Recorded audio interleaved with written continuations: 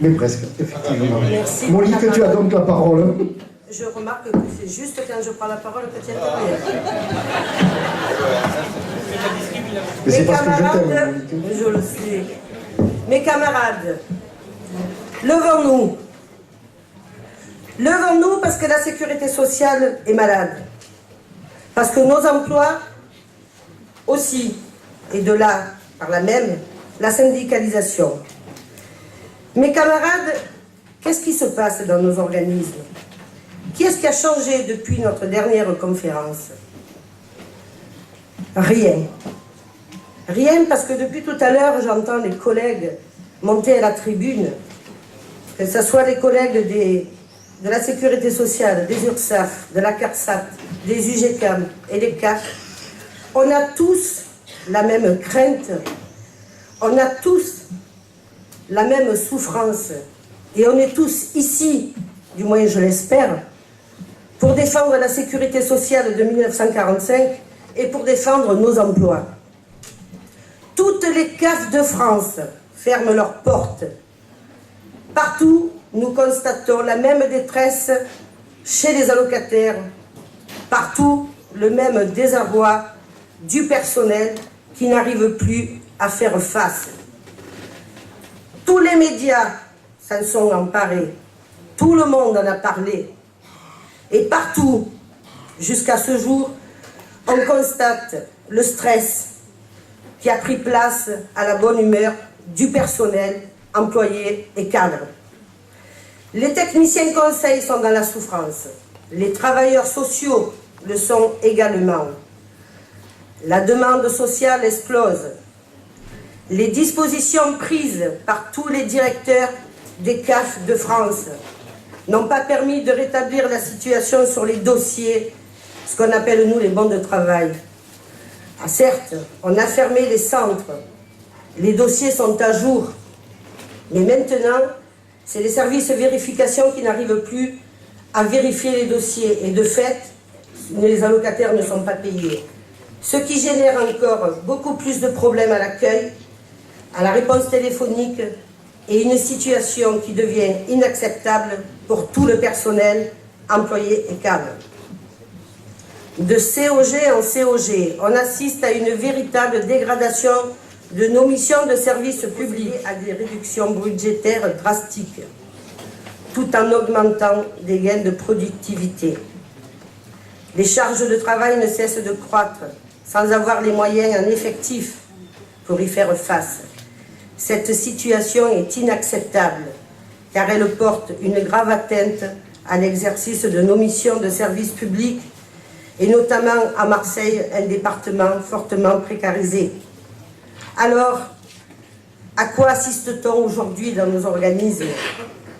À la fermeture des accueils aux allocataires, avec immanquablement une agressivité et un incivisme envers nos agents, qui subissent eux aussi ces fermetures et de fait voient leur salaire diminuer parce qu'ils n'ont plus assez, parce que c'est de plus en plus difficile aujourd'hui.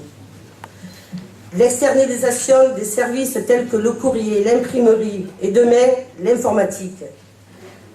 La mutualisation d'activités sous couvert de l'offre globale de services pour les travailleurs sociaux. Le recours aux heures supplémentaires qui sont exonérées et qui coûtent de fait moins cher que des embauches. Des redéploiements de postes de cadres de haut niveau lors des départs en retraite.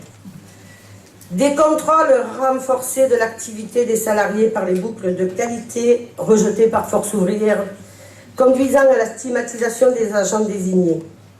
Parfaitement révélateur des dérives maintes fois dénoncées et totalement improductives.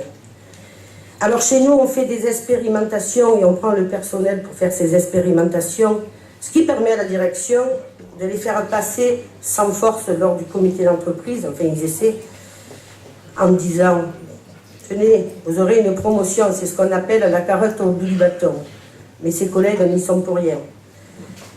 Alors on a fermé sur 14 sites d'accueil que nous avons dans le département des Bouches-du-Rhône, nous avons fermé 12 sites. Ça fait 2 sur la Provence et tous les journaux.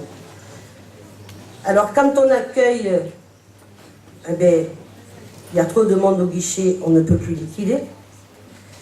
Et quand on n'accueille plus, qu'on est au guichet, eh bien, qu'est-ce que c'est fait? Les allocataires, ils sont devant la porte et puis ils disent, mais ils sont feignants ces agents. C'est toujours fermé, ils sont en congé. Et petit à petit, eh bien, c'est le démantèlement et c'est la casse de notre institution. Alors mes camarades, le travail social n'échappe pas à cette logique de restriction budgétaire, ce qui se traduit par un glissement de nos missions au profit des conseils généraux, et notamment du conseil général de Marseille, dont le président est M. Guérini. Je ne vais pas faire de la politique. Lors de la précédente COG, nous avions déjà constaté la volonté de la gouvernance par la Caisse nationale du dossier sur le travail social. Processus accéléré et acté dans une lettre de la CNAF, et je la cite, qui dit que plus que jamais, c'est la CNAF qui pilote et conditionne le travail social des CAF. Les interventions des travailleurs sociaux ne s'effectuent plus à partir des demandes et besoins des familles, mais à partir d'une offre de services imposée nationalement sous couvert du modèle informatique. Quant aux familles ciblées, travailleurs sociaux savent de quoi je parle, c'est autre chose. La circulaire CNAF sur le travail social oblige les CAF, dans le cadre de la COG 2009-2012, à s'inscrire prioritairement de façon incontournable dans le socle national d'engagement de services, laissant la possibilité de développer des missions autres en tenant compte des réalités sociales, territoriales et partenariales de chaque CAF. Mission quasiment impossible à cause de cette COG qui prévoit la suppression des effectifs, vous le savez, un poste sur deux sera remplacé en 2010. Cela constitue une véritable mascarade, car cette possibilité laissée au local n'est assortie d'autres moyens supplémentaires, et notamment en effectifs, pour les CAF. Bien évidemment, le travail ne pourra pas se faire, ce sera le Conseil général qui prendra tout. Par contre, je vais dire que chez nous, la CAF, on aurait pu avoir recours à des travailleurs sociaux supplémentaires, puisque la CNAF prévoyait le paiement par le Conseil général sur le travail social. Mais notre directeur a préféré, bien évidemment, faire ça à titre gratuit, ce qui fait qu'aujourd'hui, nos travailleurs sociaux travaillent, mais le travail sans être rémunéré. Ceci dit, à qui demande-t-on d'obtenir plus de résultats? Mais aux employés et aux cadres de proximité, aux cadres d'accueil et à l'encadrement en général, qui est la seule variable d'ajustement du manque de moyens, puisqu'ils ne sont plus remplacés. Aujourd'hui, les départs en retraite des cadres de niveau 8 et 9, ils ne sont plus remplacés, on remplace par un technicien niveau 2, et puis le cadre qui était niveau 6 ou 7, il fait son travail.